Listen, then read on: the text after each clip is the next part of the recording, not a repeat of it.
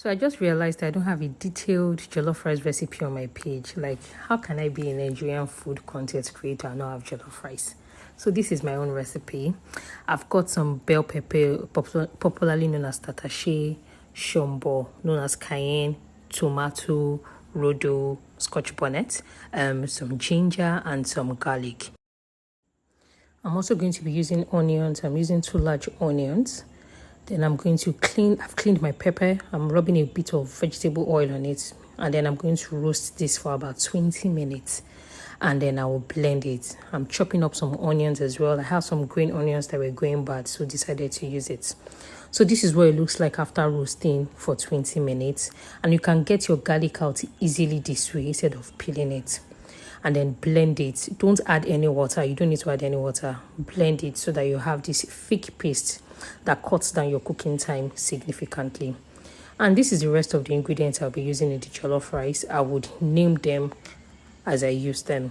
But the key ingredient here was this jollof rice spice that my friend IYL Food sent to me. Oh, it took my jollof rice to another level. So I'm heating up some vegetable oil in my pot. Once it's hot, I'm going to fry some of my goat meat. This is a goat meat flavored jollof rice because I'm using goat meat stock. So just to get that flavor started, I decided to shallow fry my goat meat for a few minutes. Not so much, just a little bit. And then I took it off the heat. In that same oil, I added my green onions and my red or purple onions. It's not compulsory to use the spring onions. In fact, I think it burnt a little and I did not like that, but it still came out well. And then I'm just frying tin tomato. I forgot to show you the brand. I use the Gino tomato pep mix. I really like it. I don't need to fry it for so long like other brands. So you just want to fry that for a bit, and then in goes your blended pepper mix. See, it's very thick, and so you don't need to cook it for too long. I think I only fried this for about 7 minutes. Then I seasoned with some white pepper.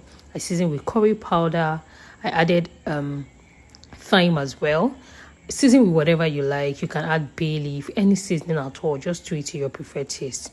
And then I use this jollof rice spice. Like it just changed the taste of my jollof rice. And this is not because she's my friend. Like, this was really, really good. Then I'm adding 2 seasoning cubes. I'm not adding salt here because I'm still going to use some of my goat meat stock. So you want to stir everything.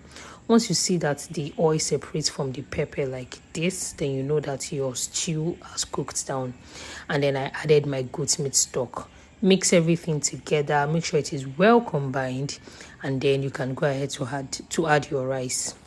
I used 3 cups of rice, par excellence rice as usual. My husband does not like basmati rice, so this rice works for me perfectly.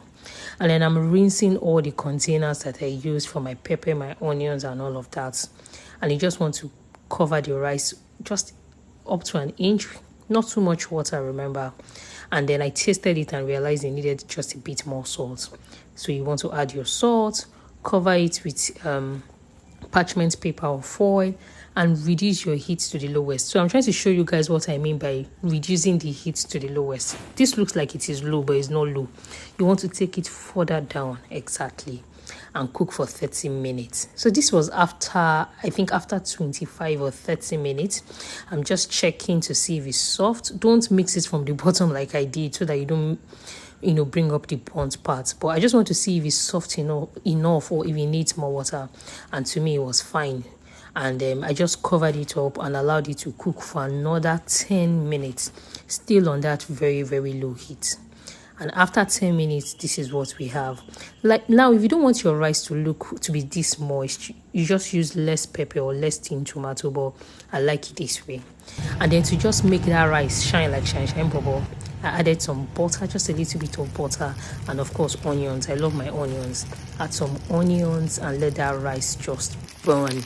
Like, you can increase your heat at this point, let it burn, and your rice is ready. I served mine with some of my goat meat and fish, and I really enjoyed it. So click like, comment, share, let me know how you cook your own jollof rice, and if you think jollof rice is actually overhyped. Thank you.